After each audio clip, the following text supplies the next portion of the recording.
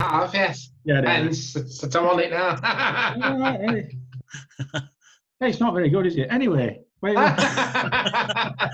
4 grand later. No. Can I say hi? Yeah, come Hi, in. Jack. Hiya. You all right, Jack? All right, mate. Good lad. Can I have my tea? Can I have my Yeah. tea now? No, when Oh. it's ready, you can have it. I don't know. I can boost that volume a bit for me. Can't hear you. That's better. Oh, hang on. There we go. What's new?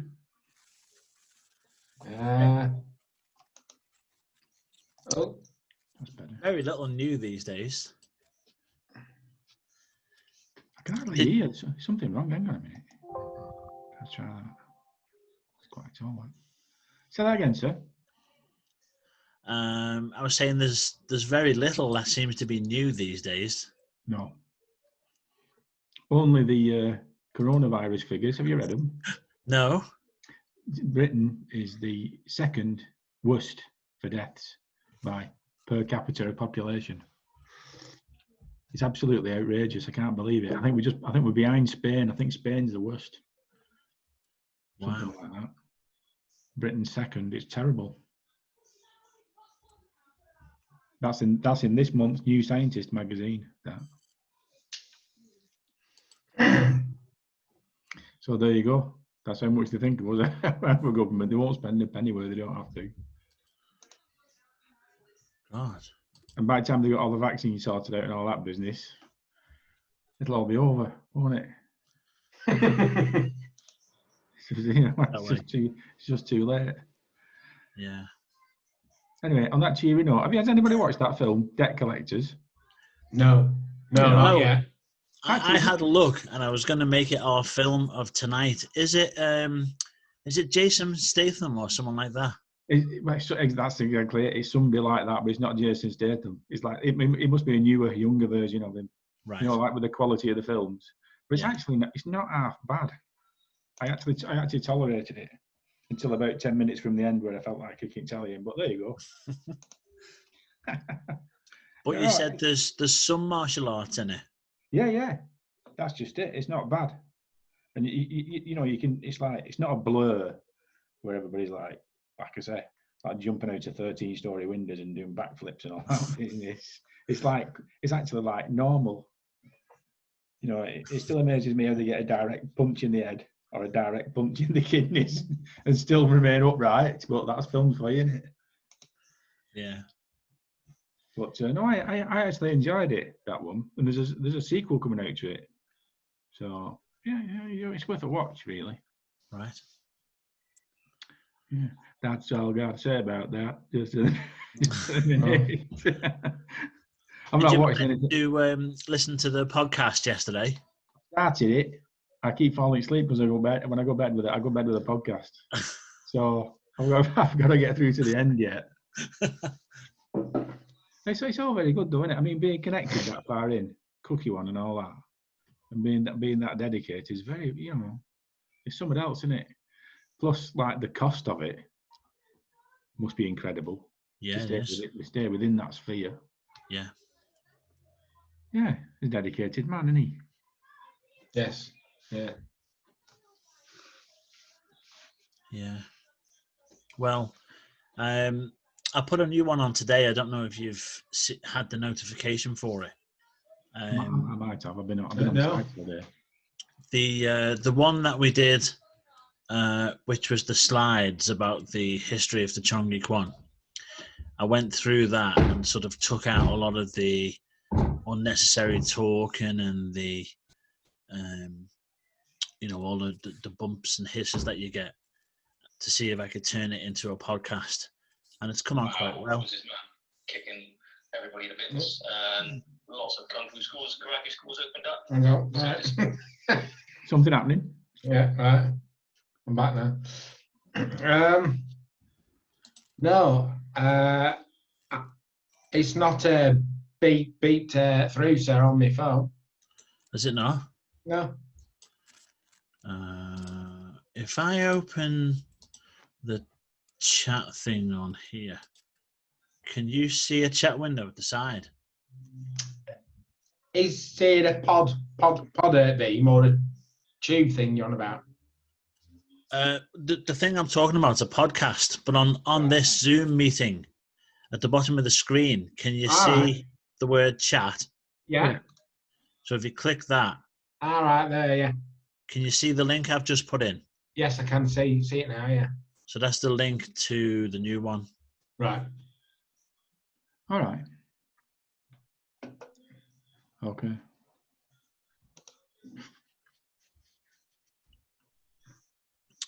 So, and we shouldn't get cut. So if I post back to the, I'm hoping I can find you again then. Oh, hang on, what have I done? You broke it, James. Oh no. Right, back. Yeah. If you follow it though, James, shouldn't it let you know if something goes on? Yes, it should. Should do, but it hasn't done yet. I am new episodes, not off you, it's off someone else. The Cheongye Kwan podcast. Right, it's strange because it is on the list, but it didn't come up on my screen, if that makes sense. Like a dot on the podcasting. Right. Where in the past it always has done.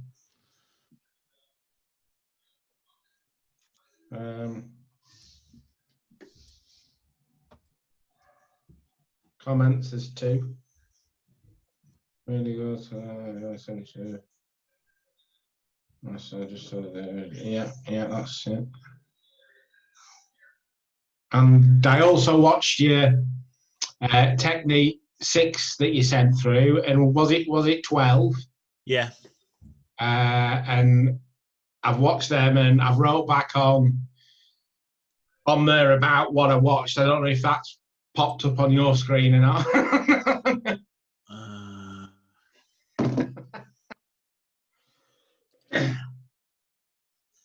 Did you write on both of them? Yes, I did, yeah.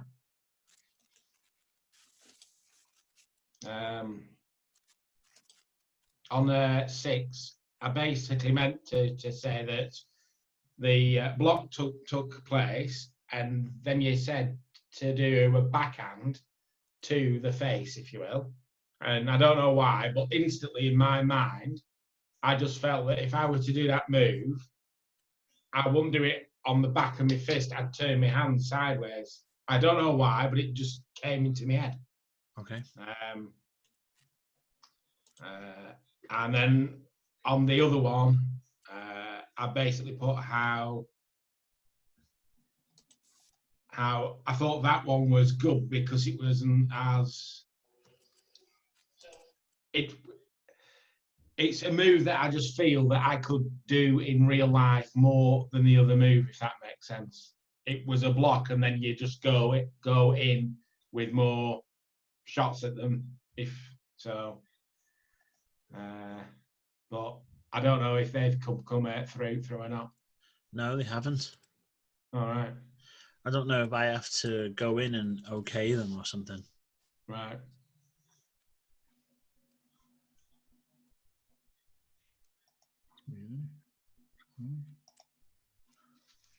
Has my camera gone blurred, sir?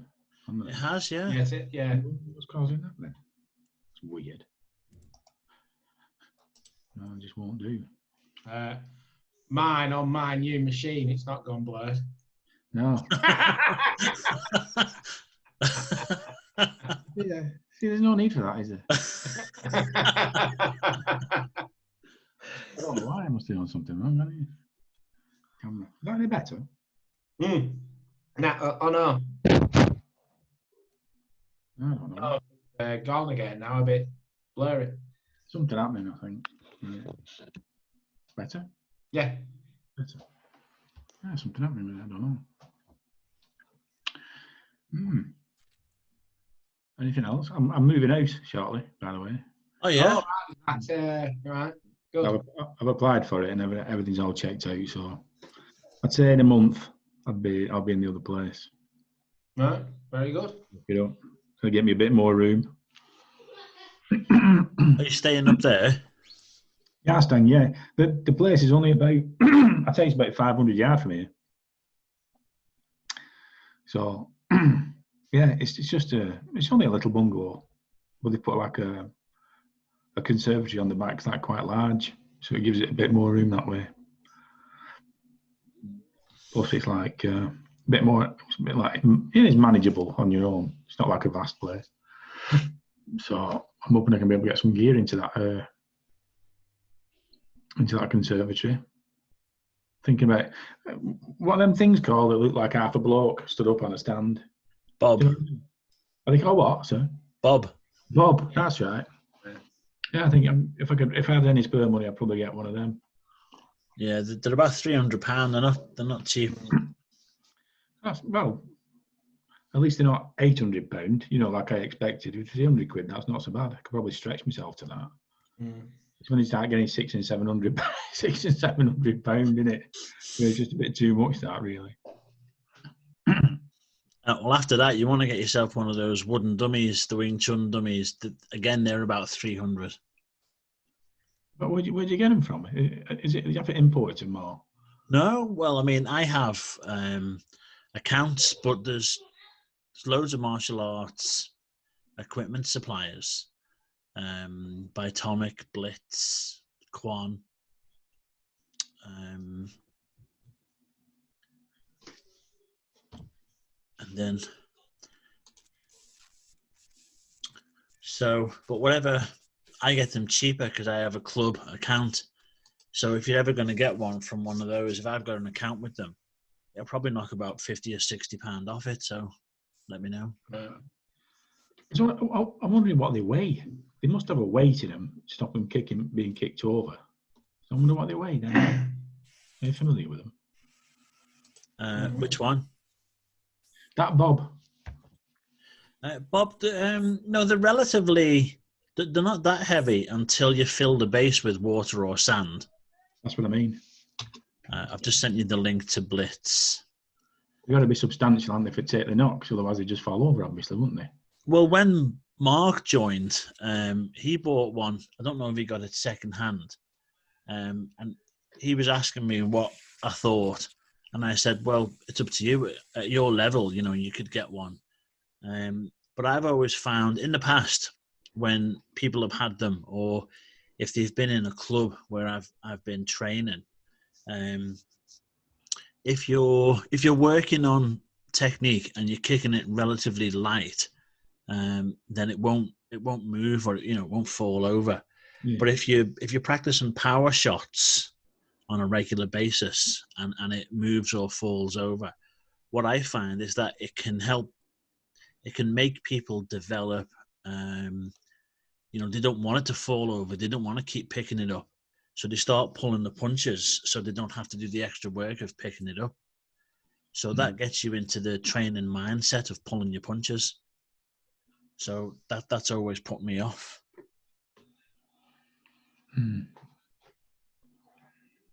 Whereas the wooden dummy is made of oak, and you can fix it to a wall or something and it doesn't move.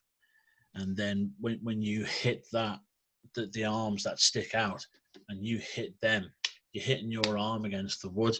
So you're conditioning the bones and the muscles to withstand taking a bit of an impact from the wood. So when you come to blocking people with their soft arms, it hurts them and you don't feel it.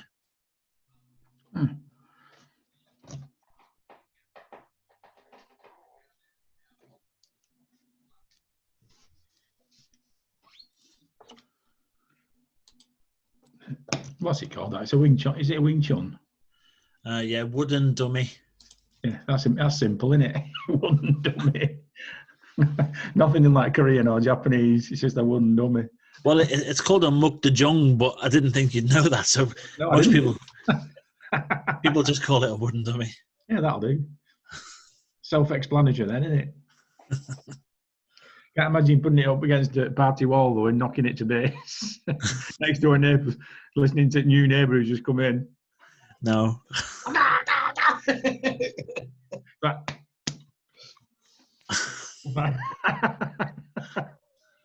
what's he doing next door? Yeah. Yeah, I suppose it's common sense that really. But I mean, if you're not, I suppose you're not going to be dragging it about anywhere. That bob, you know. And if it were full of water, that's easy enough to empty out and move it, innit? You know what I mean? Yeah. Yeah. Once you fill it up, it it's relatively sturdy. I've just sent so the two I've sent across now. One's Blitz and one's Bitomic. Bitomic, not atomic. Bitomic. No. So those two links there, I've just put in the chat window. That I've got accounts with both of them. So it's about I don't know what the percentage is. Something like 20% or 30% off whatever the price you see. So, but I always tell students if it's your first time of buying something, go on eBay. Just get a second hand bob. Just and then if you pay maybe £100 for one on eBay, and then kick that around for a couple of months, and if it doesn't fall over too much and you like how it feels, then invest in a new one. Mm. Something wrong with my camera, isn't there?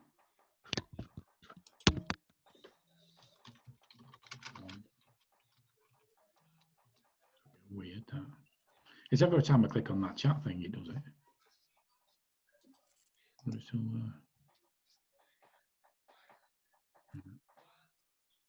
no, it's even worse, isn't it? Is it hot in there sometimes? No, it's turn on it.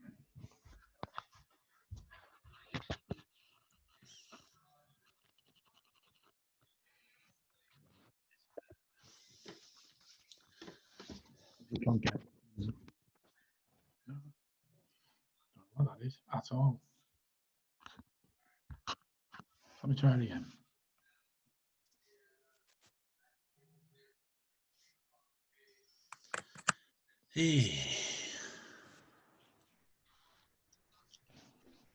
Maybe used. You'll need a bobble for that hair soon, James. Oh, it's bad, isn't it? Never seen it that long. No. No. So, Hang on a minute. That's got to be it. Come on, what's up with it?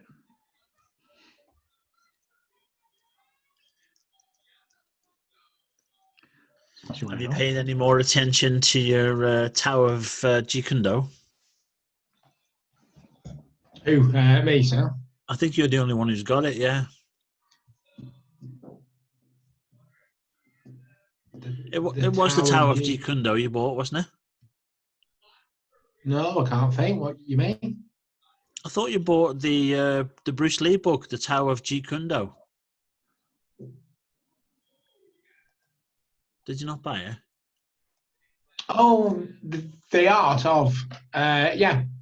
Yes, yeah. To be honest, I haven't read it for a few months now. I've basically got about I'd say about 2/3 way through the book. So I have that left to read. The new the films I ordered last week, the 2010 one came, but I haven't got the box set ones yet. So I've just put that on the side because I'll watch 1, 2, and 3 first. Yeah. Yeah. So that's that. Yeah.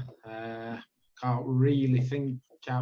I haven't done a great deal as such yet. I've not. Well, to be honest, for the last week, I've been more on the toy, and now I've got accounts online. I've joined Word. I've paid for 365 and that lot. I've got my email account on here now. I've joined up to pay my household bills through online.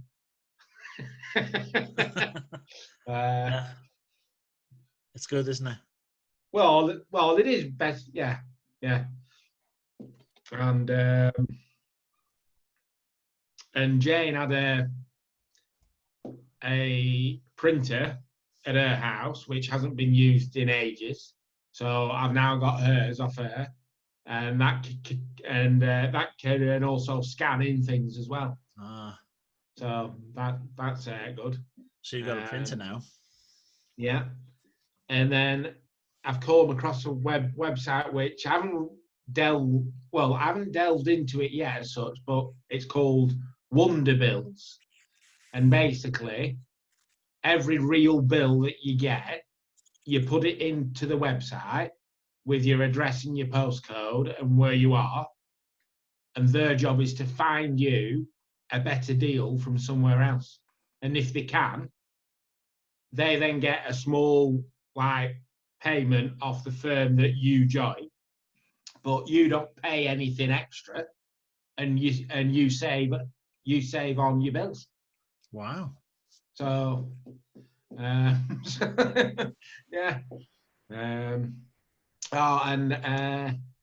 And you know, I spoke last week about how I've got to the point where I find all news, it's all just doom and gloom and stuff. Well, I haven't watched any for the last week, and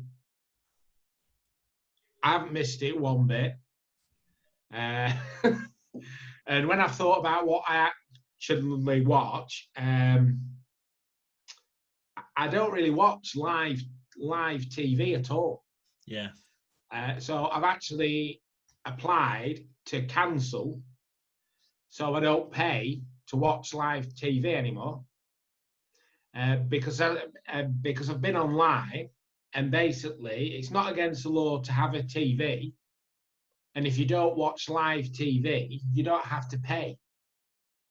So basically, as long as I'm happy with just to watch YouTube or Netflix, then that's £155 a year, which I don't have to pay. Yeah. And I just think with what you've got online now and Netflix and stuff, I just don't really think you need BBC 1, 2, and 3 anymore. No. So yeah. So I basically applied to have it stopped, and off all of what I've read online, as long as you tell them you don't watch live TV, it'll be stopped. At the very most, somebody might come to your door, but it's pointless, because if you just unplug your TV port, so 1, 2, and 3 wouldn't work. If they come in your house and they see that it's not joined in, then it's completely fine. And you don't have to actually let them in your house if you don't choose to. So I don't think it'll be long until that fee will be scrapped soon. Yeah. And because it's it's just £150, which you don't have to spend, isn't it? Yeah. So you're right. Can I just ask? Can anybody see me? No. I don't know what's up with it then, because everything's plugged in, everything's working, everything's lit up. I've no idea. My camera must have conked out. Oh no. I can't even get it on. Knows where you can get a good new one.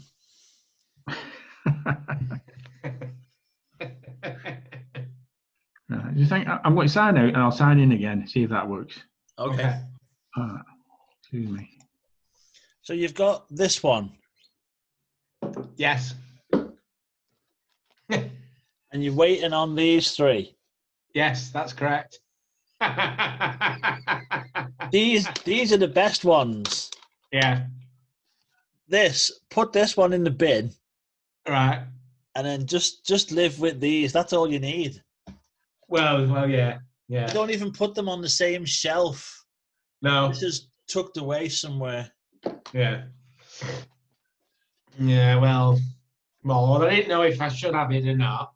And I thought not, but it was like it were about £3 odd extra. So I just thought I might as well have a laugh. Might have. Yeah.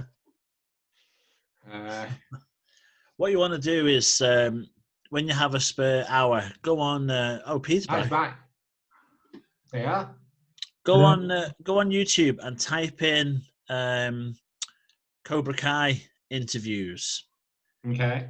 And there's loads of like interviews with the main people from the original Karate Kid, and they're talking about, you know, it's at Comic-Con and you know, special Cobra Kai invitations, and there's loads of them where they're having these interviews with them now, and every now and again the presenter will say, what do you think of the remake back in 2010?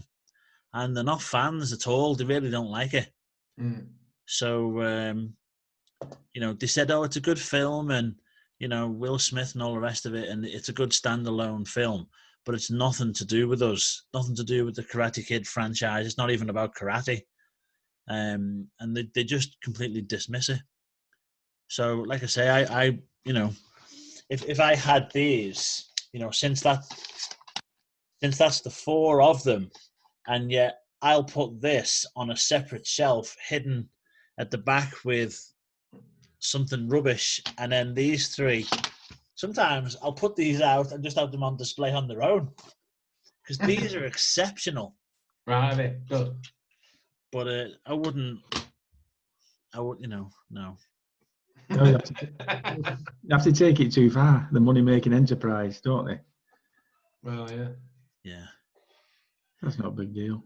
I mean, the thing is, that's made money, that new one, because they got Jackie Chan involved. So, you know, and everyone's a Jackie Chan fan. But Jackie Chan will tell you himself that he's, you know, I've seen lots of interviews with Jackie Chan where they said to him, you know, do you think you're the new Bruce Lee? Do you want to be the new Bruce Lee? This was when he was a lot younger, in the early 80s. And he said, no. He said, Bruce Lee was a serious, dedicated martial artist.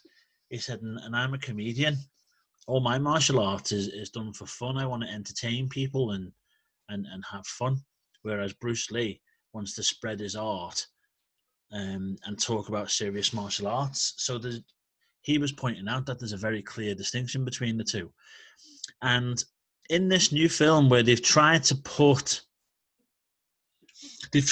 some clips in, you know, remade clips from the original films, and then turn them into comedy. And whilst it's funny, you know, because it's Jackie Chan and it's funny, but for those of us who grew up on the originals, it's almost like part of our culture now. It's especially as martial artists, the original Karate Kid films are like Bibles, you know, martial arts Bibles. So to see this new film is almost a mockery of that, and so it really turned a lot of people away. Like just one example is where in the original films where Mr. Miyagi's trying to catch the flies with the chopsticks. Do you remember that, Pete? No, I've never seen it. You've never seen the original one, no? Yeah. So he's sat on the floor, Mr. Miyagi, and there's flies flying around him, and he's trying to catch them with a pair of chopsticks. And the Karate Kid, this is in his house, and the Karate Kid comes in and says, wouldn't a fly swatter be easier? And he says, Miyagi says, a man who can catch a fly with chopsticks can accomplish anything. Just a Japanese, you know. And so it becomes a whole thing then, and a carry-on throughout the films. And in the end, I can't remember if it's in 1 or 2, might even be 3, but eventually Daniel catches a fly. So that's sort of to signify that this kid's gone on this adventure, and he's developed himself and he's improved. Well, in this new film, there's a scene where Jackie Chan is trying to catch there's flies in his office, and he's trying to catch them with the chopsticks, and in the end he gives up and then hits with a fly swatter and catches the fly, kills the fly. So he's, it's like saying, why do that chopstick rubbish? Fly swatters are much easier. So, whilst it's Jackie Chan doing it, it is funny because we all, when someone's a comedian, whatever they do, you instinctively laugh because you know that they're humorous. But if you sit back and think, well, wait a minute, this is meant to be the Karate Kid, and it's meant to be serious and deep and honorable and respectful, and it's not like that. And then on top of it all, it's kung fu in China, not karate in Japan. So it's very weird. Very weird. Do you not think you see in that instance there where he's swatting the fly with an air fly swatter? Do you not think he's submitting, like, to the fact that he's not quite as good as Bruce Lee or whoever the kid is, or whatever, Mr. Miyagi is it, or whatever? Yeah.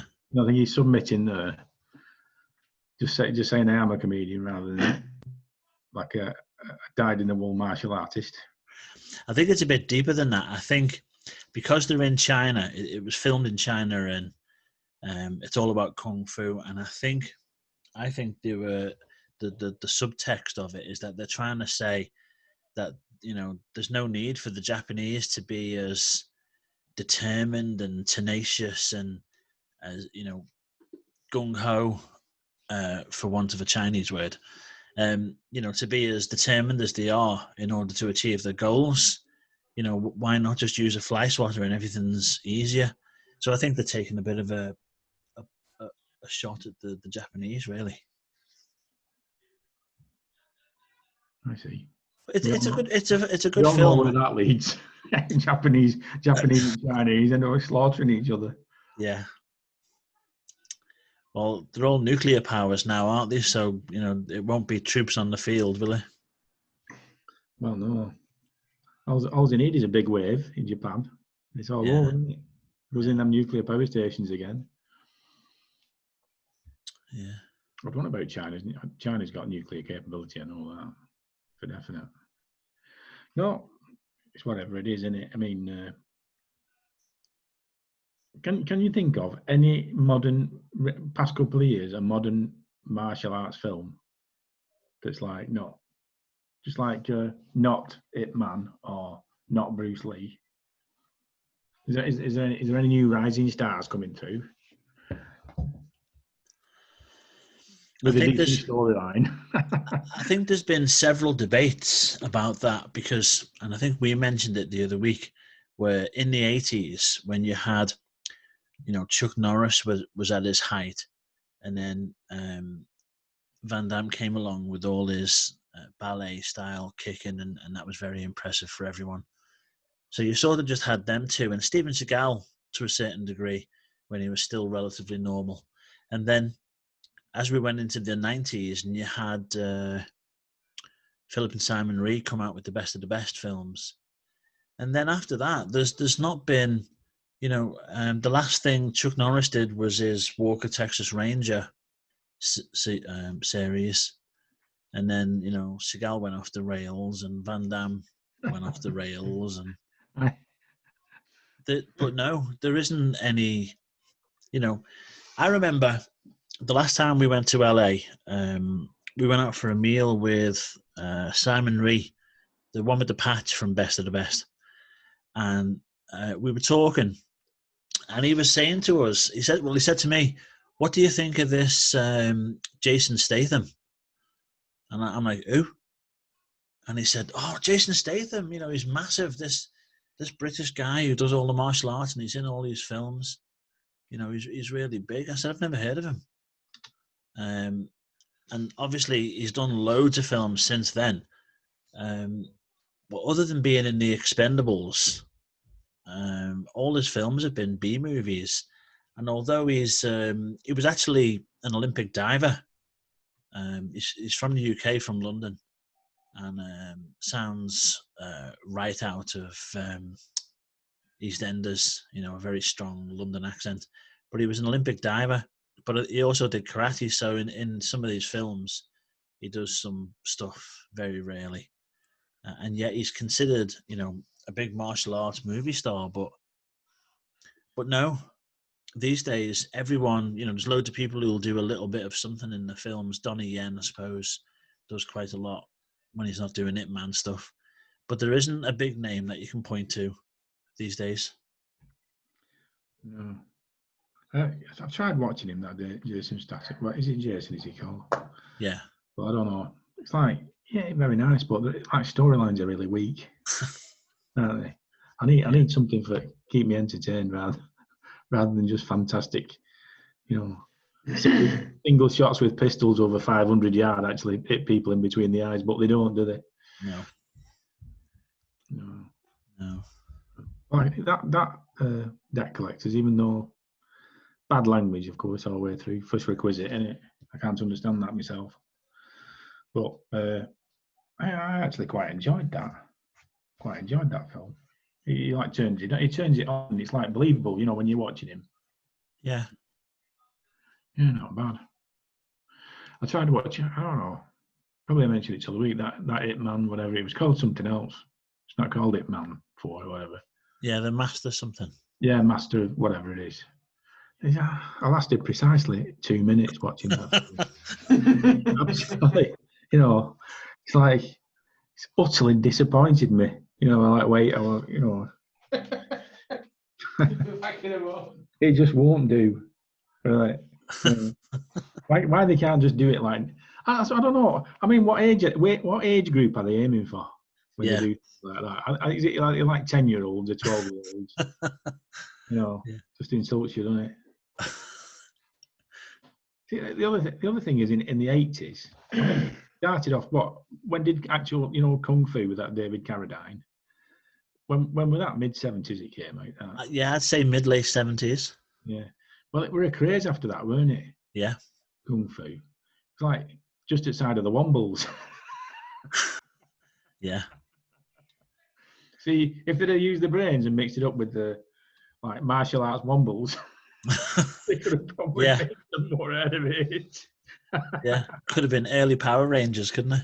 Yeah, but I mean, that's it then. How long does a craze last?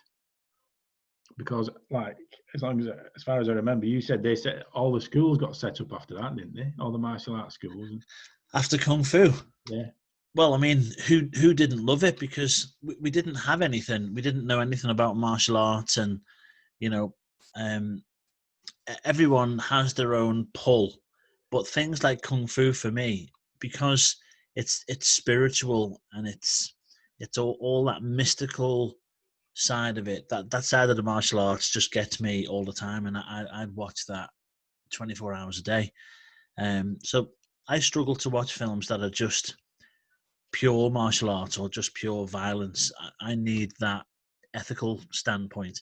So Kung Fu was brilliant, and that was sort of late 70s, and that's when I started, sort of the end of the 70s, 1979. So, and it was at that point, because the reason I started is because one of my relatives was getting, we used to have video shops back then, and he used to go and get Chuck Norris's films that started coming out. So he'd go with his friends and they'd hire Chuck Norris's new film, and they'd come back and watch it. And I was too young, but I'd still get to see clips of it. And that was my first taste, a bit of Kung Fu on the TV and then Chuck Norris films. And that was really the only exposure to martial arts at that time. So unless you were hiring films, and, if you went to the video shop at that point, it was all, there was all the old, all the Kung Fu versions with the flying ropes and all of that stuff. So when Chuck Norris films came out, they were brilliant because, there was no wire work. It wasn't dubbed. It was a nice clear picture, and it was this guy doing martial arts, and it was great. So the next thing you know, schools were popping up, and it all seemed to take off from there. Yeah. I remember watching that as a kid. Every Saturday night, something like that. Like early on a Saturday night, wasn't it? Yeah. Yeah, me and my brother used to sit watching that. We're good. And when How you long did saw you it, it didn't make you want to go out and find a club. I don't know. Last thing on my mind at the time. You know, if in the mid-70s, I would have absolutely no idea where a club would be at that point in time. I can't remember being in Bolton or anywhere where there were any martial arts clubs at that time. 80s probably, but it's just like I said, in the 80s I were more geared towards working and earning money, really, rather than searching for anything like that. And music, probably. Yeah. But no, I never thought about it. I wonder, you got to be able to get that on DVD now, haven't you? Surely that Kung Fu. Oh yeah, you can stream it. It's online, and you can buy the box sets, and yeah. I'd definitely buy them, definitely, because they actually had some kind of story to them, as far as I remember. Yeah. We weren't just like kicking each other to death,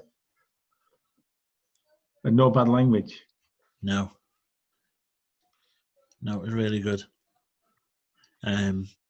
It was only later on that you come to find out that Bruce Lee was supposed to have that role, and then, but because of the racism in America, they decided that Bruce Lee looked too Oriental, even though Bruce was only half Chinese. His mum was American. They said he looked too Chinese, so they got David Carradine, who looked Oriental, and then made him look even more Oriental and had him play the role. I can't believe that. I know, and there was quite a kickoff over it. It really caused a bit of an uproar at that time. And what gets me looking at that is that later on, I don't know, it must have been mid-90s, so about 25 years later, they decided to do a remake of the film Kung Fu. And the person they got to play the role of Kwai Shan Caine was Brandon Lee. So even though the part was stolen off Bruce Lee and there was an uproar over it, 25 years later when they come to remake it, they used Brandon Lee as the person. Figure that out. So there's an updated version with Brandon Lee in it then? Well, there was at that time. Since then, they've remade the series. I think it was in the early noughties, maybe 2005 or so. They started to remake the series, but there wasn't the interest. I don't know who they used, but it didn't last very long. It was nowhere near the quality of the original. That's a shame, then, isn't it? You think they'd put some money in it, wouldn't you? And revive it a bit. Yeah. Yeah. No, I'll definitely have a look at that if I can stream it.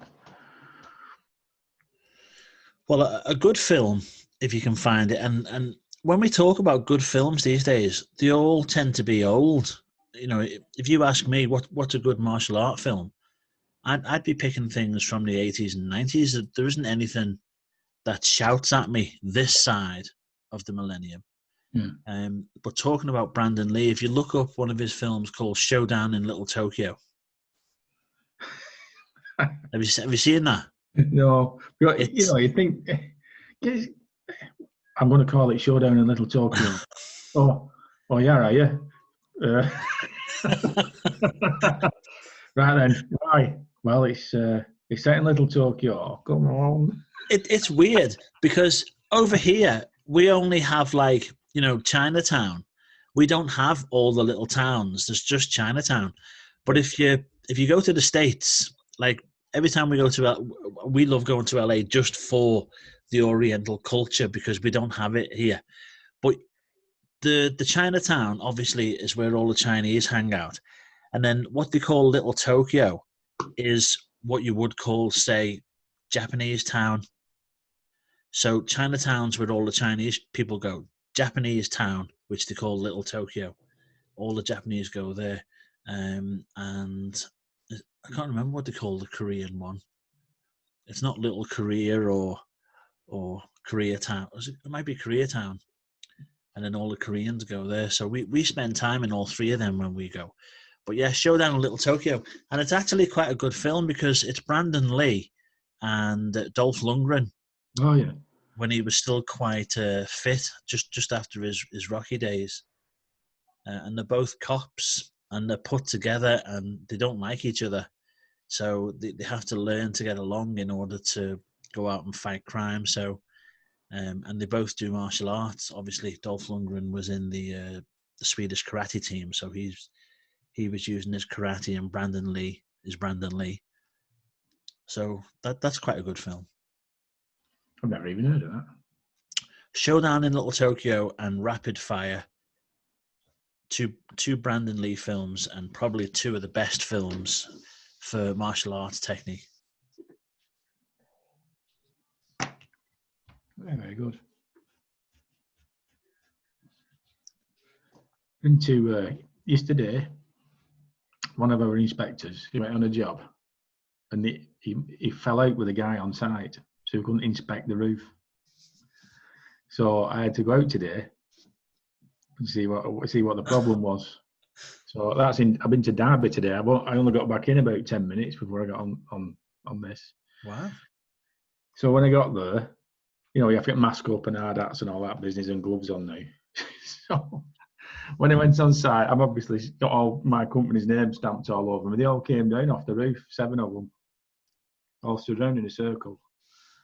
So I said, what's going on today? At least today, like, you know what I mean? It's one of your blokes has said this, and he's come up here and said that, and he wouldn't do as he was told, social distancing and all that. So I said, well, I'm here now. I said, do you want me to inspect it or not? I said, because if you don't let me inspect it, it's an allotted inspection. I said, I'll have to fail it, really. So they all, that exasperated, like, throw your cigarette down. They've got masks on, smoking through the masks. That's brilliant, isn't it? Brilliant, isn't it, that?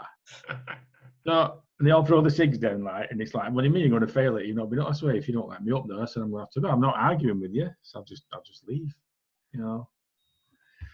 So, like, they're all clones of one another. When they got hard hats on, and they all look exactly the same. Well, one of them was the director of the company.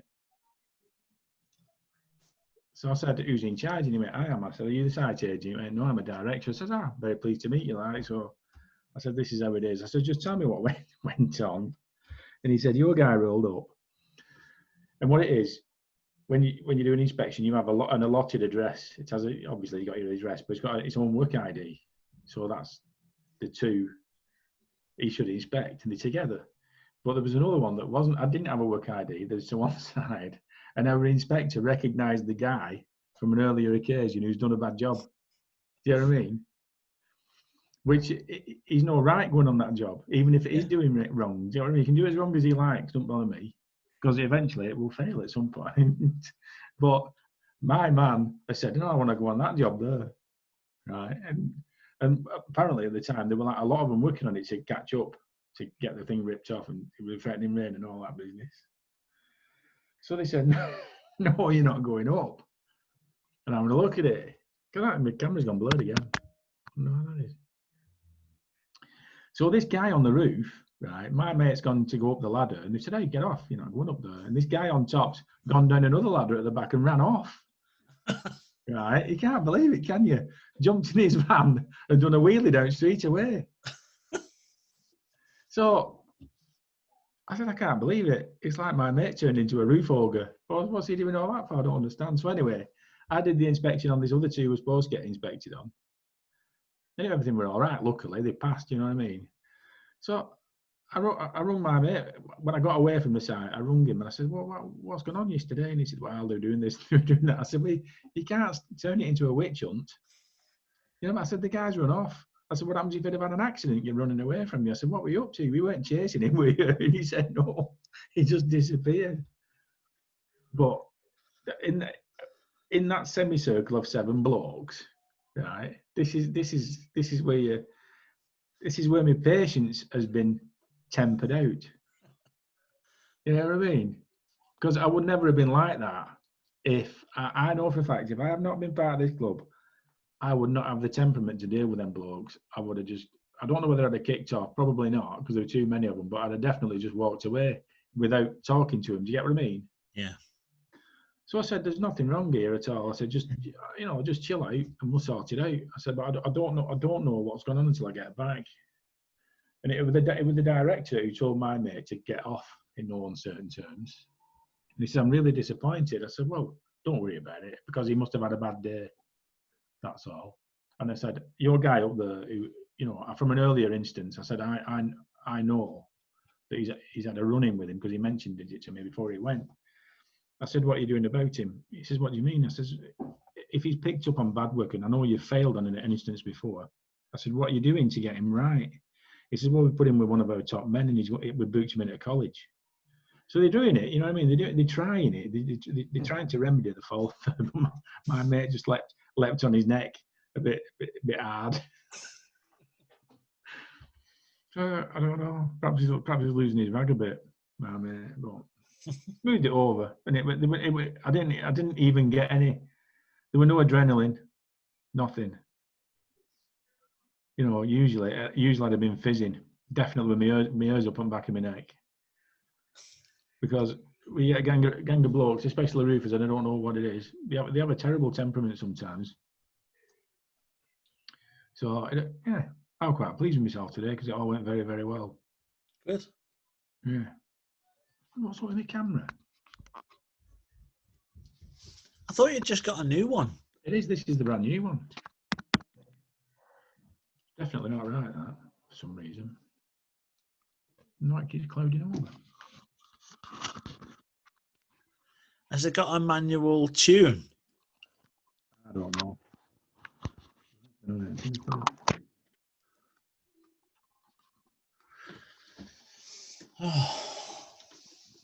it's just not having it at all. Yeah.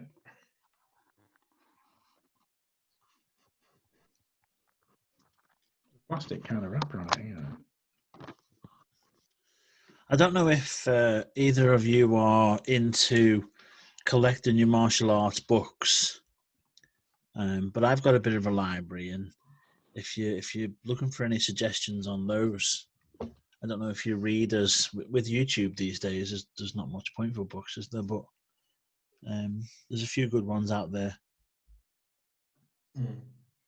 I just keep watching. It must be on YouTube. It's a jiu-jitsu demonstration video, and it's good. It's very good. I enjoy watching it. That's better. I've absolutely no idea what I've done with that camera. Amazing, isn't it? Just keep clicking things.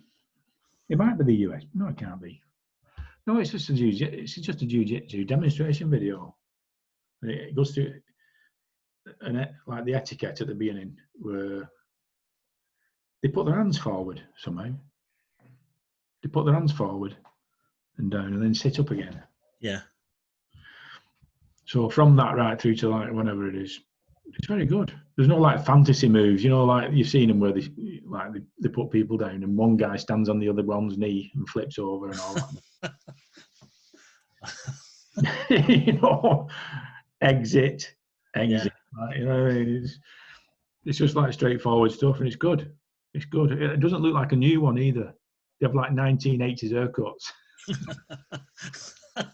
Yeah. You know what I mean? Mullets. It's like an old one. It looks like an old one to me, but it's good. Yeah. I wonder if I've got it here. What's the link here? The bookmarks.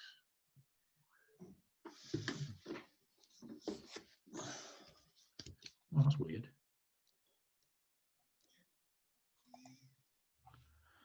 No, I can't find it. Hello, are you still there? Yeah. Yeah. Oh yeah, got you.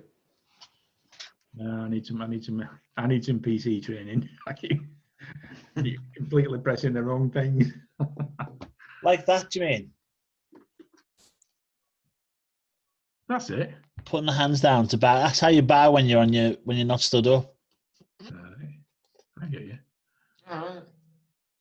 So if you're knelt down, that's a kneeling bow, then, is it? Yeah. Judo.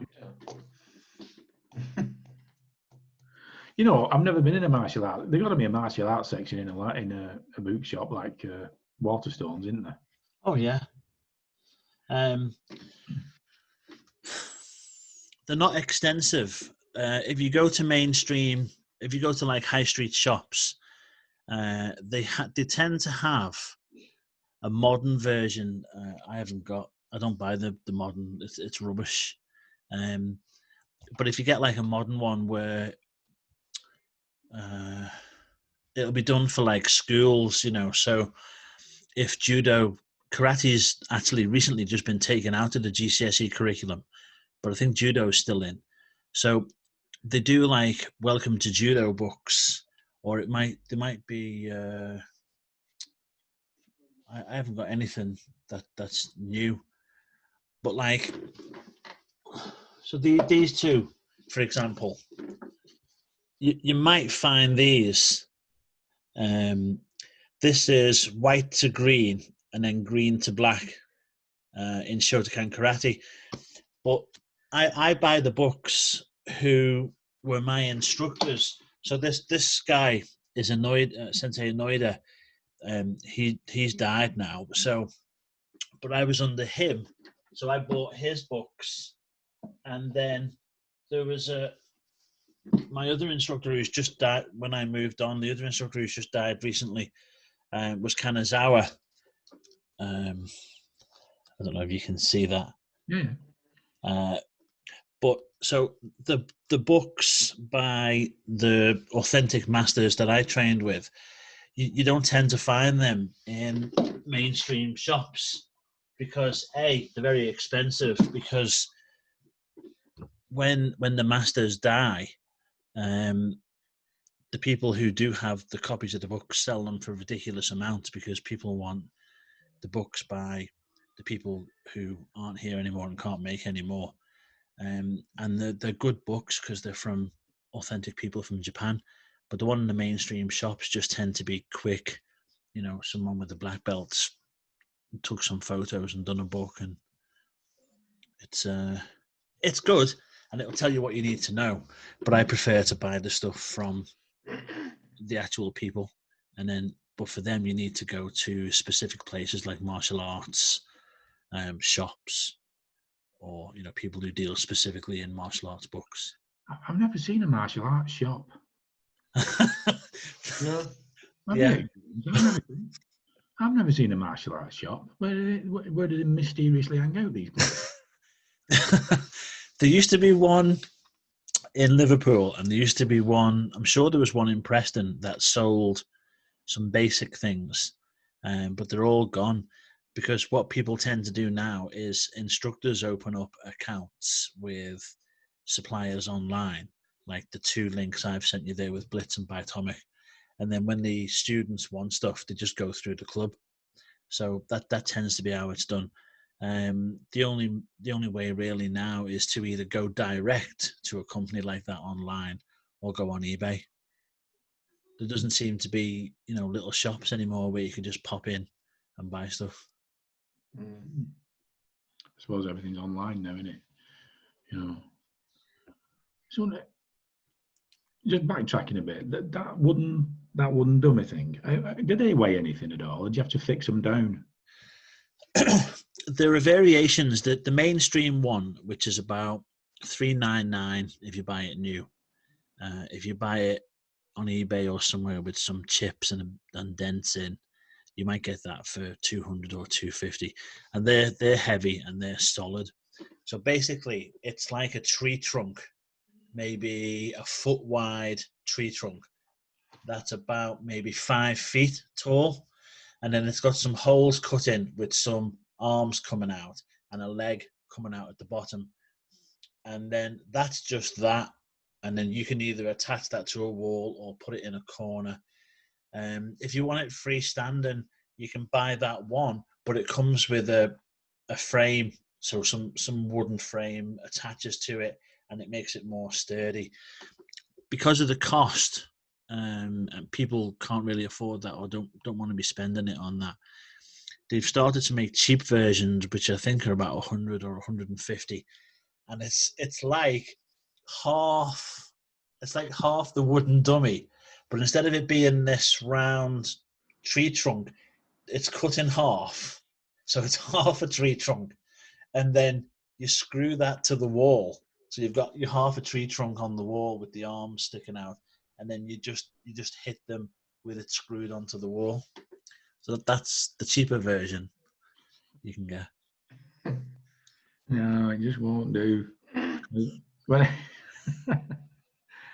I'll have to have a look, see when I get in this other place. I don't want to start knocking big holes in things, or No. knocking big holes in wall, like disturbing the neighbours. I definitely need something like that. I mean, like I said, there's only so much you can do with a door. Yeah. Really stretching on it and doing it. There's just no room here at all to do anything. I've just typed it in Google, and there's one on YouTube for $3.90, and that's secondhand. Get away. There might be some on Amazon.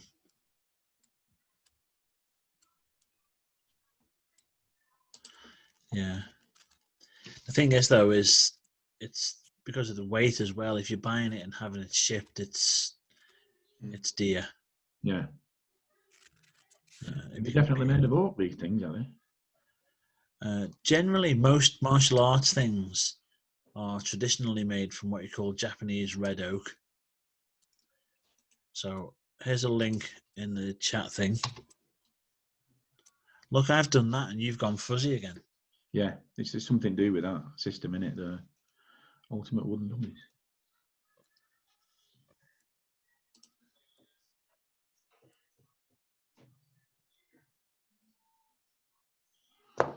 Yeah. Yeah, it's worth having a look at. I don't know about 400 quid though. I don't know if I'll be able to answer that. I mean, I'm not. I can do a few things, but I'm not a craftsman. But if you're good with tools, there's a few unbelievable videos on YouTube where people will go out. They go out to a forest somewhere, cut a tree down, and make a wooden dummy there and then in the field. And it's unbelievable. I've never done that. You should have a look at that, because by the end of it, it's one you'd pay for it in a shop. Yeah. And yet it's just a tree that they cut down. It's brilliant. When just as a tangent, when my father taught me how to do cedar wood shingling, like slating with wooden shingles, and I did that pagoda in Chinatown in Manchester. Did you? I did that. Yeah. The roof on it, and the little one. There's like a little one on one side. You get the big brickwork Chinese junk in a car park. And there's the pagoda, like the larger one, where it's underneath. There's one on the corner, like a smaller one. I did both of them. Wow. But the wood that they actually made of, the framework, is Chinese bogwood. And it came from China. All the people, businesses in Chinatown, they put some money towards it to bring it all in. And I'd say, I don't know how many they brought. It might have been 6, could have been 4. But when they arrived, there were these 4 or 6 things, and they weren't tall, say about 10 foot tall, by about a circumference of about, I don't know, 12 inch, 10 inch, something like that. But looking at them, they didn't look anything, but the back of the truck was scraping the floor. Because these things are, I don't know, about 80% water or something. Proper Chinese bog wood. Yeah. And the crane pulling it off this stuff one at a time. It were like proper. The truck was proper struggling to pick them up. So they had to have everything ready for these things arriving. So when they did arrive, the concrete was already partly in there, ready to go, and they just plopped these things in, and then put the roof on. And then I went and did that after my dad taught me how to do it.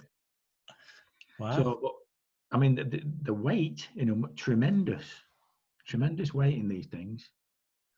And then when we started fixing the roof, the people the waiters and the chefs and whoever else there was there, whoever delivered the meat, they used to come out over to us in the morning and touch us and touch the roof, and we couldn't get what that was, and it was like a good luck thing. Is it something to do with the shape of the pagoda at the bottom that kicks off spirits or something? They're all coming over touching us because my dad was 6'6", and when these Chinese guys came over and come on scaffold, because we were there really early, we used to start there like 10 to 7 because of the traffic and we get in there and park up. So when these guys, the first couple of guys came over to my dad, and they come over to touch him and get your hands off me, yeah, you better step back, you mate, I'll knock your head off and all that business. And they were all, no, we just touched his good luck. And then when it was all complete, of course, that giant Chinese gate. Hello, I'm back now. Chinatown, Manchester. Oh. When they put the big gate in, and all the gold and red decorations hanging off it there. We were, I don't know, I think I was working on the corner one. We'd finished the main pagoda, and then the other one, the smaller one, at the other corner, I was working on that. And they shut the street off and put like a big canvas all around, like a temporary wall all around that gate. And they took a pig in and murdered it. And they cut its throat, apparently. I couldn't see all this, but I could hear all commotion. And whatever way the blood ran, it was either good luck or bad luck. But some guy who was amongst it, he could push it one way. He was allowed to push it, this thing, for good luck. And they took it away, and I don't know what they did with it. I think they all ate a piece of it. But yeah, a bit naughty that, really, because I only found out afterwards what they were doing. But yeah, all luck and religion. Where is there a barrier like? Where's that swap over from luck to religion? You know what I mean? Lucky coming out touching you, but then that religion says we have to have this to do that piggy. Bit unfortunate, really. Yeah. But yeah, all interesting stuff. Culture, innit? You know. We saw about 8 o'clock one morning, this bloke come running out from the cellar of a restaurant. It's obviously where they do all the cooking. And he came running out with a big giant Chinese bloke following him with a cleaver, right? And they were like a Mexican standoff, because this guy who first run out, he picked up a big piece of concrete or a brick or something. So for a good 10 minutes, they were threatening each other, one with a cleaver and one with a brick. Right, so everybody's entertainment on the side, watching it. And then wherever they came from, this hole that went down this set of steps, they were still threatening each other, but they both still they disappeared down the same set of steps, if you get what I mean. You were like, come running out and attacked had a go at each other and just like slowly went back in. You're like, really weird. Well, like an exciting time, really. I spent about 2 weeks on there doing that. Because it was all brand new. The brickies doing that Chinese junk were fantastic. Because every time I looked at them, they were studying a drawing. No, that gold brick doesn't go there. No, put a red one there. Like they were all planned. They were all planned out. Well, they did it really good, isn't it? It is good, yeah. I've never, after getting free parking from Manchester Council, which was a big sticker on my windscreen, I've never had as many parking tickets. They give me free parking because I was working on the pagodas. And yet every time a traffic warden came past, they stuck one under the windscreen. I must have had, by the time I finished that job, I must have had 40 parking fines for paid, but they just ignored the sticker on the windscreen. Free parking. And a number, an allotted number for it. So every week I sent them back in an envelope. Wow.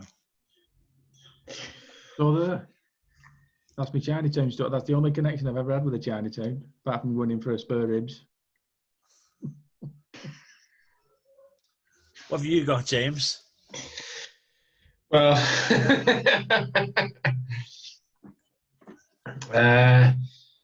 I've been to the Chinatown in the Trafford place. Oh, yeah. And ate. Yeah. And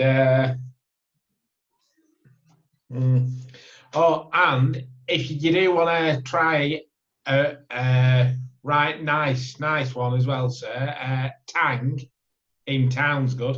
Oh yeah. Yeah. Which town is I that? didn't half nice. Yeah. Yeah. And Which town is that?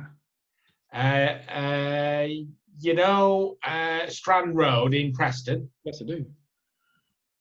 If you was to get to the end of Strand Road and you turn, so if you get to the end of Strand Road and you've passed the bike shop on your right hand side, yeah, at the end, turn right, go through the lights twice, and then as you turn right again, Tang's just up there on the right hand side. Really? If you know where Savoy Timber is, it's just before there. Yeah. I know the area. I know the Yeah. area. I have heard it's got good reviews there. Yeah, beats good, and they have now done it's basically called a munch box, and it's £20, and it's 3 or 4 mixed things to start with, 2 mains, and rice and chips, I believe. Yeah. Wow. Yeah. Going back to Chinatown in Manchester, there's a downstairs restaurant there, straight opposite that pagoda that I did, and it's an all-you-can-eat thing. And you pay about, I don't know, is it 12 quid a piece, something like that? Yeah. And it's fantastic spread. It's very, very good. That's one of the best Chinese I've ever had there. Duck and all, good duck dish. Yeah. That's my favourite. That. Yeah, it is mine. Duck. Is it really? I love duck. I have it for Christmas, duck. Instead of a turkey. Yeah. I've never been into Preston. I've only ever been Italian. My daughter likes going into Preston proper for an Italian meal, which empties my spare money every time we go. Hey, Dad, let's go out. No. Let's just let's have a takeaway. Yeah. Like the proper. I'm like looking in my turn-ups for like spilled change. You know, like it must be.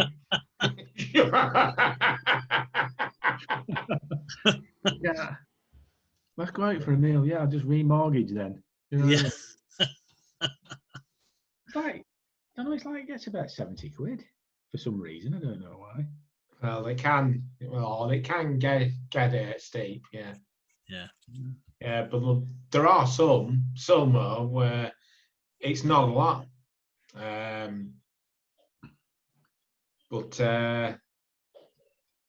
But a place I love, it's called the Arms Pub on the way to Mia Brow, and the roast beef is fantastic. Yeah. And I say it is. It's been £8.65 for ages, and the menu's been changed, and now it's £10.65. But it's still not bad. Can I just ask you, have you all had your teas? No. Yeah. This is probably why me and James are talking about. Well, anyway, I saw this piece of steak once. It was ravenous. Hey, what are you having, James, for tea? Chicken, curry, and rice. Oh yeah, I'm having peri peri chicken. Oh, lovely. I had them. Chicken curry. Right. Marinade in Morrison's. So I shall enjoy that. You know. Yeah. What a day. It's in his face. Like, what on earth are we talking about? It's whatever plays on your mind, isn't it? When your stomach rumbles, hey, you know, what are you having for tea? Yeah, that instance today, even though it weren't serious and they were all bluster, I thought when I came away, I thought I didn't even get et up at all in that instance. Not et up one slide, just chatting through. And it's surprising, isn't it? But once you start talking, if you start raising your voice, that'll be the end then, won't it? As long as you keep quiet. And,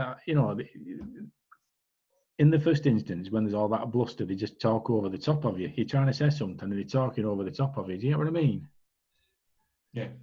And I just say, well, I can't answer you if you don't let me. if you don't let me answer you, I can't sort it out. Yeah. And then you get to the guy who's actually running the show, who's dressed the same as the others, but he's just quietly watching. Do you know what I mean? So when he said I'm director, I just cut everybody else off then and moved to one side. And they accepted that because he's boss. Yeah. They didn't move over then and start. He's boss. They weren't going to hear him. Yeah. So then we started talking. Then it evened itself out quite well. No hairs up on the back of my neck. That's the first thing I realised when I came away. My hair's on the back of my neck. You know, like an old dog. When he starts getting angry, they call it the first sticks up on the back. That's me. That when I start losing it, but no, never even come with it. Yeah.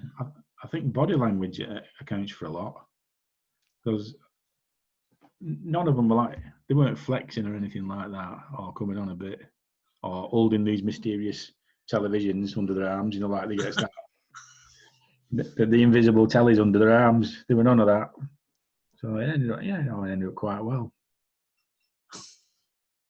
I'll have to have another word with my mate tomorrow. I think he's overstepped his mark a bit. Really. Yeah. You're not right doing that. Anyway, that's my story for the day, or for the week. I'll definitely look at them. I don't know about that, Bob. Sound a bit too expensive to me. I don't know about I'll have a look at one of them wooden things, as long as they don't.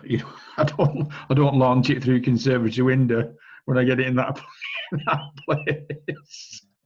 It's got to be heavy on it. It's got to be able to be fixed somewhere. Yeah, don't put something flimsy behind it. No. Oh, from what I remember, that It Man film, he has one in a corner. So he practices on one, doesn't he? All the way through in all his films. Yeah. Yeah. Well, is there any? Well, there's got to be something on YouTube, hasn't there? Showing you like techniques on there. There's got to be, hasn't there? Yeah, tons of. Yeah. Yeah, loads on there. I mean, it's a very Chinese thing. I'm sure it's used by everyone, but it's instinctively or distinctively a Chinese piece of equipment that's designed to, when you hit your hand in between, it's not a solid arm. It's like a long wooden arm, and then the back of it sort of thins, and that's the bit that goes in.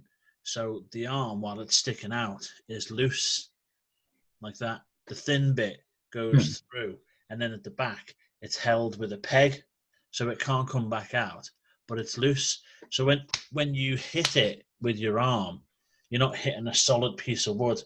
So there's a bit of give. Yeah. It's enough to develop the calluses that you need to condition, whereas the Japanese version is to hold the arms out and hit the arms with wood. So if you're practicing basic punches, you'll be doing your punches like this, and then they'll come with the wood and hit on the arms and the legs. So it's the same as hitting a wooden dummy, but someone else is hitting you. So you're taking a strike rather than hitting someone. Yeah. So that's just it, see. I suppose if you're dealing it out to a wooden dummy, right, you can restrict the pain somewhat by not hitting it as hard. But if somebody's hitting you with a stick, you've no control over that, have you? No. It's like a bit shocking, really. Yeah, because one of the demonstrations that they give, once they've conditioned the legs enough, is to break bunches of baseball bats with a turning kick. So they put 2 or 3 baseball bats together and then tie them together at the handle end. And then someone will just hold the very top part of the handle, and then someone else will hold where the body gets wider. They'll hold that, and then your turning kit comes through and snaps it at the handles. Oh, God. I don't know about that. Ouch. It's all conditioning. There's also some hobbling about after doing that. I don't know anymore what a baseball bat's made out of. I don't think it's balsa wood. No. What's that? It's got to be some kind of... what's that wood they used to make longbows out of? It'll be timber or something, won't it? Yeah, but I mean, it's got to be a specific timber for that. I don't know. Sounds like madness to me. Baseball bats together. Just break that, right? All right, yeah. All right. No chance. Yeah. Well, if you listen to that interview with Master Davis, you'll hear about where he was talking about they used to get just get things in to break at the gradings. Like what I think I mentioned on the interview when I went down for my 4th dan with him, and we were training at the Olympic Centre in Bath. We used to have a club in the Olympic Centre in Bath, which is the where a couple of the British teams, the Olympic British teams, train, and the British judo team, the Olympic judo team, we used to train in their hall. Master Davis had his class in their hall, and one day it was the 4th dan grade, and so we drove down, and they were doing some construction at the back, and they just opened the double doors, and there was all like bricks and slates and things that they were building this new annex with, and he just ordered a load of low grades, green and blue belts, to go out and bring a load of stuff in. They were bringing slates and wood and bricks and everything in, and everyone who was taking, everyone who was doing 3rd dan and above, the 3rd dan people were allowed to try, but it didn't affect their grading because they were only 3rd dans. But people who were taking, so I was a 3rd dan, but I was taking 4th dan. So people taking 4th dan grade and above, which is master grade and above, they had us breaking whatever they could find out there, and that constituted towards the test. And I've never really understood, but I don't think it's to see whether your technique works. I think Master Davis picks anything up just to see if you have the confidence to attempt it, because he'd rather you attempt it and break your leg than either say no or have a go half-heartedly. You either say, no, I'm not doing that, in which case you just fail because you've no confidence. Or if you have a go and do it half-hearted, then you fail. But if you do it and break it, you pass. Or if you do it and break you pass. That kind of thing. Oh dear. Can't imagine him. I was wondering about these bricks. You know, if you get the bricks with the holes that go through them, I would suggest you use that one and not an Accrington. Have you ever heard of an Accrington Nori? I might have mentioned it before. Right, yeah. No. Accrington Nori. Originally, they're a solid clay brick, and they're a brilliant brick. They last for years. You know, I've never seen one deteriorate.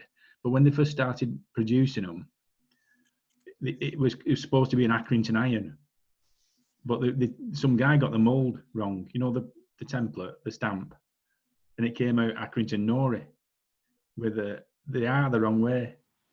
So they kept it Accrington Noris. That's how they come out. But if you try and break one of them with your hand, I'm just thinking about it now. You could do it, but I don't think you could. I don't know what they were. They were just whatever bricks they were using to build to build on of the university. They were just out there. I mean, the design of a brick with those holes in is so that they can cook it quicker in the kiln. That's what it's for. So it wasn't them. No. Well, I'd like to watch somebody do it then. You know what I mean? I would live and learn over that. You'll get to see it yourself when you come to take 4th dan. Yeah. Well, I honestly hope I get there. I honestly hope You I will. get there. I'll be about 126 though by the time I might get to second, Dan. Or third. I don't want to 126. Have you not worked it out and marked it on your calendar yet? No, yeah, no. I'll be pleased to get. I'll be pleased to get any Dan. To tell you the truth. Well, your black was supposed to be January. This last January. This January coming. All right. Was supposed to be your first Dan. So, but we've got to get black tag out the way first, and then there's 6 months after that. So it's probably going to be either January, February, March, either April or July next year. So let's say it's July. Yeah. When you take first Dan, and then a year later for second Dan, that's July 22. You'll be second Dan July 22, and then 2 years later, July 24, you'll be third Dan. And then 3 years later, July 27, you'll be fourth Dan master. Not that far off. So whatever age you'll be in 27, that's how old you'll be. Do you like it? Is that enough? I'm having a drink. Sorry. 27. It's just not that far off. No. Is it? It's only 2 minutes off that. Yeah. I'll be 60 odd. And a master. Yeah. You know, No. it's getting, like I say, it's getting closer. No. Yeah. Why not? If I can manage it, if I'm good at Let it. me finish it. Yeah. It's funny because I was talking yesterday for a while. There's a guy called James who was one of Master Davis' students in Bristol, and he left and moved to Thailand. Can I just talk on it? He wants to be. He wants to work in the films and stuff. Not in front of the camera. He likes doing stuff behind the scenes. So he moved to Thailand. So he's been there now for must be 15 years or so. So we keep in touch. I think he got his second Dan by the time he left. Look at what we were talking about. Downgrades. And length of time doing it. I don't know how this guy popped up in Thailand. Was he second Dan, you said, when he went? He was second Dan when, yeah, we were talking. Oh, that's right. We were talking yesterday, and I was saying, he was saying about he follows all of the stuff that I do. And he was always very respectful. Every time we went down, if people in the club would come over and talk to me and they didn't know who I was, what grade I was. I think I was fourth Dan at the time. And people would come over and say, "Oh, Barry," and he'd turn around and say, "It's Master Cook to you. This person's a fourth Dan." So he was always quick to jump in and say, be respectful. So I thought very highly of him for that. Most people just wouldn't bother these days. So we've stayed in touch since he's moved. So we were talking, and I was saying you should get back into your training because he struggles to train over there. Obviously, it's a lot of Muay Thai and kickboxing, and there's a couple of Taekwondo clubs, but they don't like outsiders. So he has a problem with training.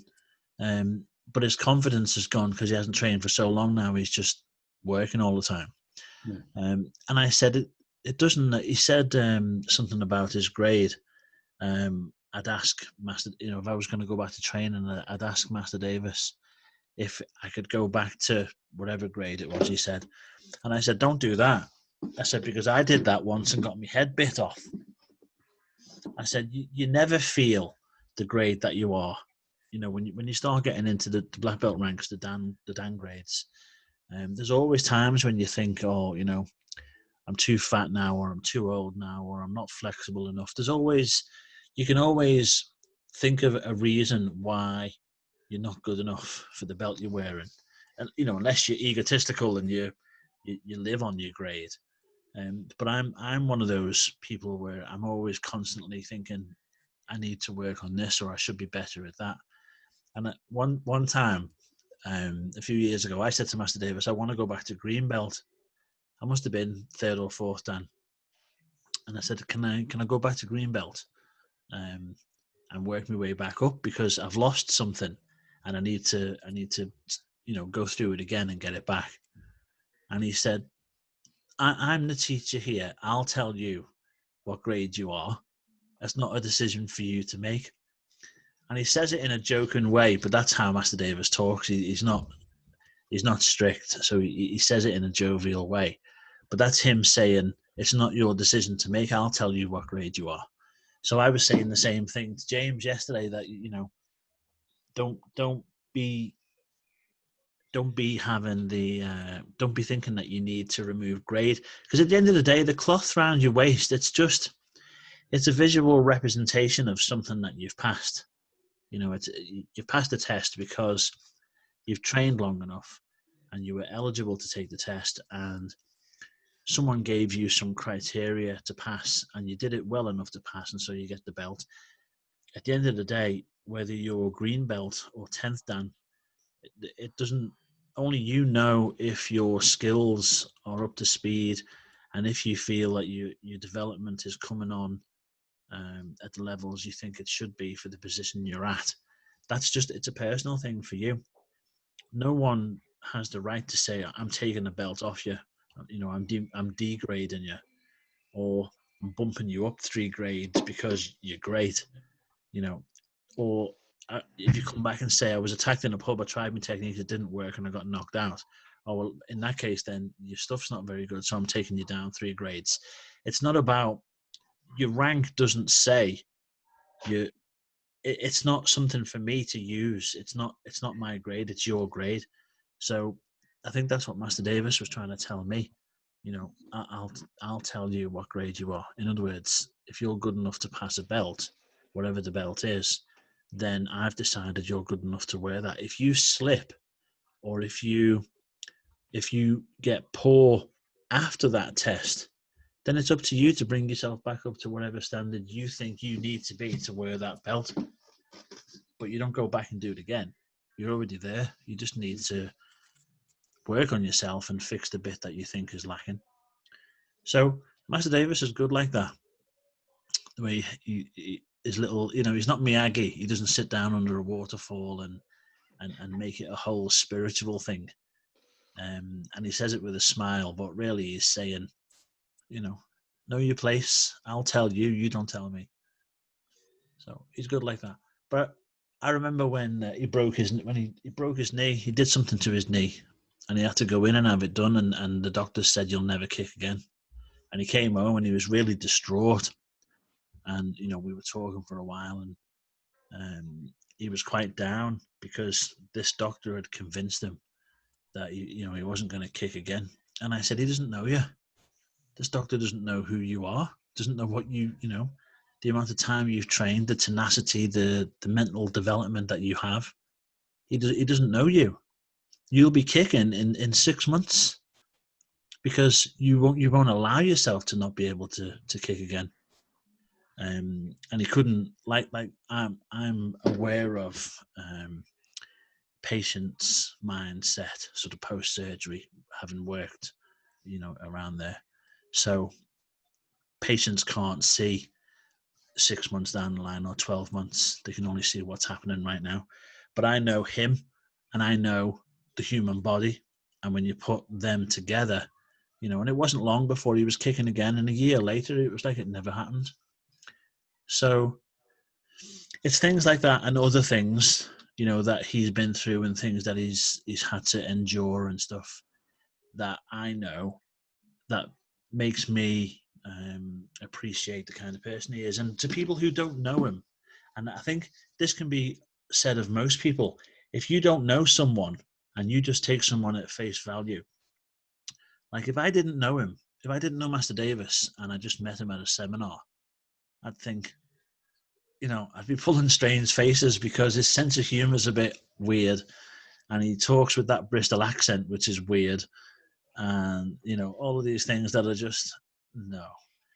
But if you know him and you know what he's like, most people, we all have to endure things and we all have to go through things, and it either makes us stronger or weaker.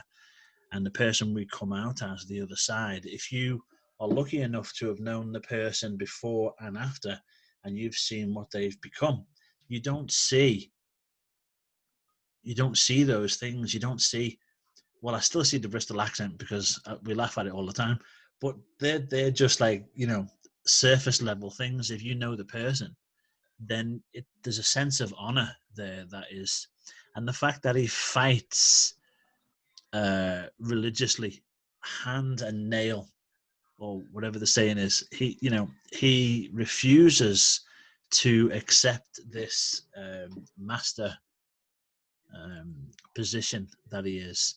He has no airs and graces whatsoever. He's very humble and very there's nothing like that to him.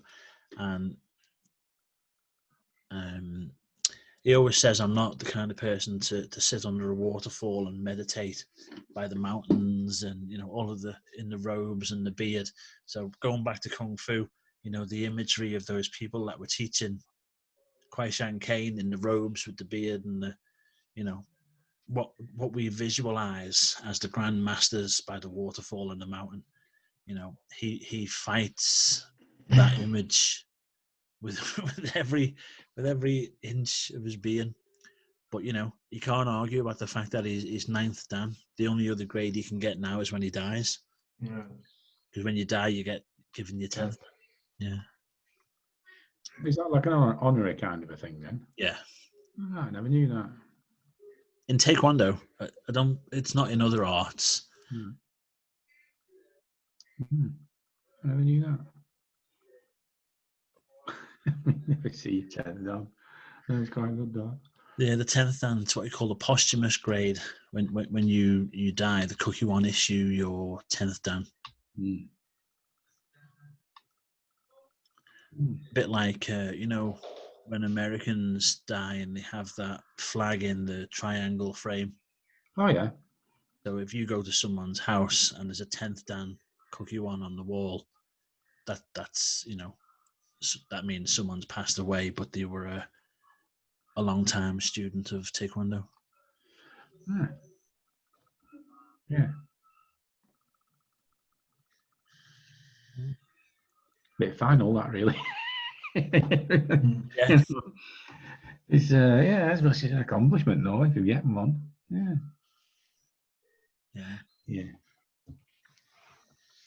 Right, I'm starving to death. Can I go and have my tea now, sir, please? Right. Well, I mean, we are absolutely craving KFC, drive-through, and KFC and McDonald's has opened, but we can't bring ourselves to go. No. You just can't trust it, can you? No, not yet. No. I've eaten some wonderful things in my time. I'm not. If I want to go for a Kentucky Fried Chicken, I think I'll go for one. But I don't know. I'm not in the mood for it. I don't know what I'm in the mood for. Now, briefly, we can now share household. They have said as of from Monday, and if it improves as it has been doing, there's talk that 4th of July, some restaurants and pubs might be allowed to open. So surely, if by the 4th of July that happens, I can't see how we can't return to the club. Yeah. If you can go in a pub, then how can they say it's not safe for us three in the club? Yeah. So. Well, I'm sure Jane has told you that school have said that the kids can't go back. Yes, yeah. And they're not even sure they can go back in September. That's just another goal. Right. That could be moved. So if they're not prepared to put, 4 or 5 kids in a class spaced out, You know, we could probably go back tomorrow. It's just what could we do at a distance? Yeah, since we yeah, of can't course. get back? So the only thing I can think of is if you wanted to start learning some patterns or katas. Anything, You know, anything. I'll do anything just for get out of here and get in there. It's not a question of getting out of it. Yeah, it's just. I mean, it just shows your technique and all that business. There's no reason why not. Just keeps it swing. Get your uniform on again. Well, yeah. It's not something I've ever really been interested in before, but at the same time, now that I've come to where I am, I realise that sort of I can't do anything without the club. yeah, If that makes sense. Where I think if that was part of what you trained in as well, it's something that you could do at home. Still part of it. And you're just in that mindset, aren't you? yeah. Where I don't ever feel that I would ever practice a move we've been taught at home alone, because it just doesn't. No. But if that was part of what we also did in class, that's something that I could do at home, isn't it? Yeah. Doing those moves is always get it wrong because everybody going down the hall when I'm going outside through fire exit doing it. Just get it completely wrong. No, you turn left there. All right, sorry. Yeah. I have a terrible memory for things like that. It's like block up, that kick down, turn left, do that. Yeah. It just won't. I cannot absorb that. Takes me 300 goes at it. I remember you doing patterns, Pete. Yeah, badly.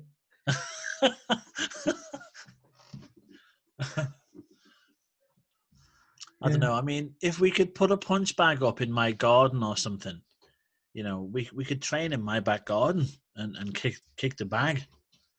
But it wouldn't work with the two little ones. They'd just be pestering you all the time. Maybe we should look into at least, you know, either next week or the week after, instead of having a meeting on here, meeting up at a park or somewhere and just getting out and getting some air and talking for a while. Whatever you want. Doesn't bother me anywhere. Yeah. Well, as from Monday, I am okay because it's the first time that Jack is going to go back to his mum's. So I'm not stuck. I can't come out and meet up because I've got Jack. Yeah. I'm all right. I'm free most times. It's just that this house move, I don't know how it's going to work, but it shouldn't affect me at all. Any evening, really. I'm hoping to get it all moved in a weekend. All my gear, because I've not got that much gear, really. Yeah, because we've got family who live up in Lancaster or Garstang at Dolphin Home. Oh yeah. So the Helen and the children could go there, and then we could come over and go for a walk on the canal or something by you. There's a park here. There's a big park. There's all sorts here. It's not too far for you, is it, James? No, it's all right with me, yeah. Well, if we're spaced out, there's no. I can't see it. But I don't know what to say here. I've not been in it. I can't remember the size of the house. It's not a big house, but there's no reason why you can't come in. Yeah. If we're 8 foot apart, whatever. Just come and come up here. Yeah. I'm not bothered. Anyway, sod the canal. I get how to go out there now and again. Yeah. We're just walking along. I think if Pete doesn't get something to eat, James, he's going to collapse. So I'm going to start eating this laptop in a minute. Right. Well, if remember, if you want meetings to be more regular, or if you want to talk any other time, then get in touch. And if not, then I'll